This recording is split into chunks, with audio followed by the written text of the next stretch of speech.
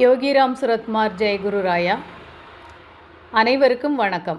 நாம் ஒரு உண்மையான ஞானியிடம் தெய்வீகத்தோடு ஒன்றர கலந்த ஒரு மகா குருவிடம் முழுமையாக சரணடையும் போது என்ன நடக்கும் தெரியுமா?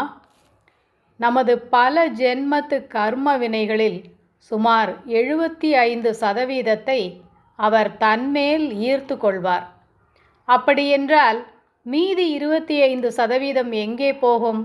அதை நாம் தான் அனுபவிக்க வேண்டும். ஏன் பகவான் மொத்தமாக 100%த்தையும் தீர்க்கக்கூடாது என்று நீங்கள் கேட்கலாம். மொத்தமாக தீர்ந்துவிட்டால் இந்த மனித பிறவி எதற்காக எடுக்கப்பட்டதோ அந்த பக்குவம் ஆத்மாவுக்கு கிடைக்காது. மீதமுள்ள அந்த 25% வலிகளும் சிறு சிறு போராட்டங்களும் எதற்காக தெரியுமா? நமது அகங்காரம் மீண்டும் தலை தூக்காமல் இருப்பதற்காகவும், பகவானே நீயே கதி என்று அவர் பாதங்களை இன்னும் நாம் கெட்டியாக பிடித்து கொள்வதற்காகவும் தான்.